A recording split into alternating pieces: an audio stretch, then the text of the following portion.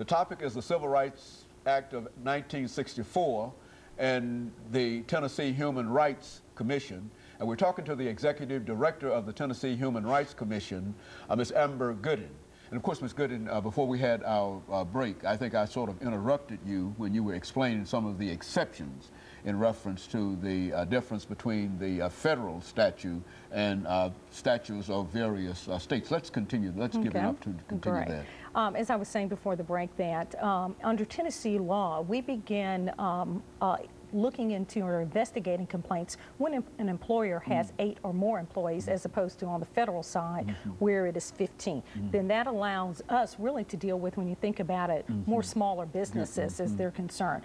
On the housing side, for instance, under housing discrimination, we can also investigate and people can file complaints as it relates to commercial real estate, not just residential real estate. Another difference on the federal side is that under federal law, a landlord or someone would have to own 4 or more properties. Under Tennessee law, all is required is one property and so forth. And I find that really, especially on the housing side, that people really don't understand and really know many times what their rights are and how they are being discriminated and victimized. Well, now, what are some of the rights in terms of housing that you recognize that, and some of the violations that generally come across your desk at the Tennessee Human Rights Commission? One of the biggest areas and complaints that we find is we're educating more, people are finding out, and that is in the discrimination of what is called familial status. Familial status is discrimination against one who has children.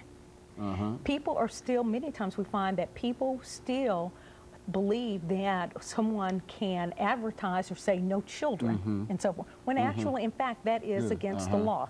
Unless an apartment complex or a residential facility has sought a designation from Medicare as being, you know, senior living and so forth, and especially for seniors, it is unlawful to turn someone away because they have children. I mean, now what would be the rationale for a landlord not to accept children? I mean, many times people believe and think that because one has children that they will not be as careful with their property and will tear it up. So let's take a scenario. If you were coming to, let's say I were coming to rent from you, and I brought my 2 or 3 children with me, and I saw that there was an ad in the paper for an apartment.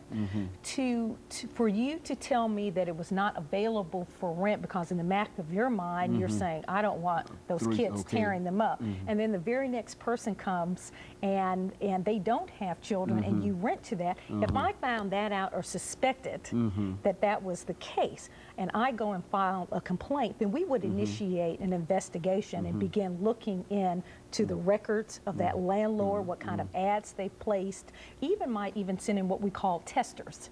Testers are people that are approved by HUD, that have been through training and so forth, to mirror the discriminatory situation that we're looking into. They write up a report, it's unbiased. We usually go through a third party to do this. They're not people on our payroll.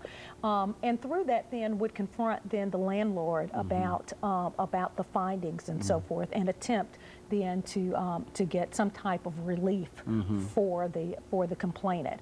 What many people don't understand many times is that, especially in smaller rural areas where affordable housing is so limited, when one does this, it might make the difference in somebody having to live in a shelter because they're seeing that nothing is available for them to rent.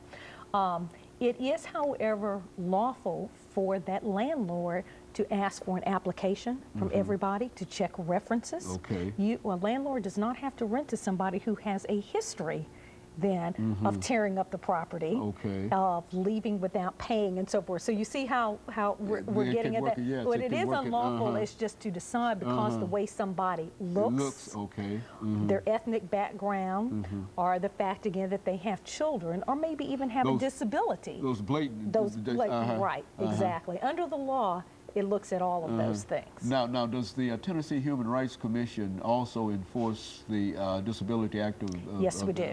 Talk about that, because I think that's a real well, and under housing, we do as well, and part of that covers the fact that, for instance, if someone has a disability and they need what is called an accommodation, a reasonable accommodation, for instance, maybe there is a ramp that is needed, or to make a chair railing, you know, in the bathroom bathroom and so forth, the landlord within reason has to make those accommodations.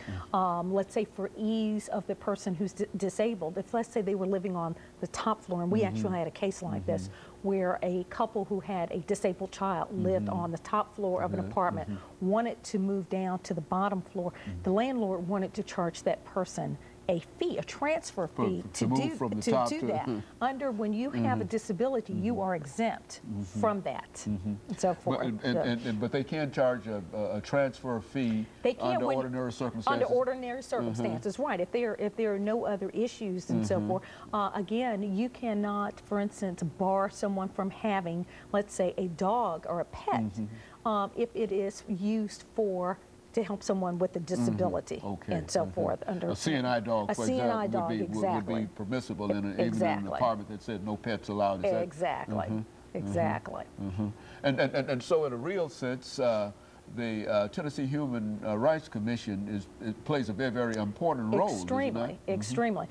Because we are a substantial equivalence agency, we in a sense are very similar to that to EEOC and to HUD, Department of Urban Housing and Development. In fact, if one was to go to EEOC's website, they would see the Tennessee Human Rights Commission referred on that as well. So it allows people that you can either go to EEOC or you can come to us to file a complaint, but also know this too, especially when dealing with more with Tennessee law, that we have and we can the jurisdiction to investigate more things as it applies to Tennessee law. You know, when we come back, and I think we're making preparations in a minute or two dealing with for our second commercial break. But when we come back, I want you to think in terms of the complaints that you have to sort of give us a laundry list of most complaints and on down and et cetera, and what people might do in terms of objecting to these complaints through your particular office. And I think that will give us an opportunity not only, and of course, as we said, since this is the Civil Rights Act of 1964, if you've got some additional information to tie in the Tennessee Human Rights Commission with that Act of 1964, outside of that act being really the parent in a real sense of your organization, we certainly would, we'd appreciate that. Correct. And so we'll do that when we come back during the second segment.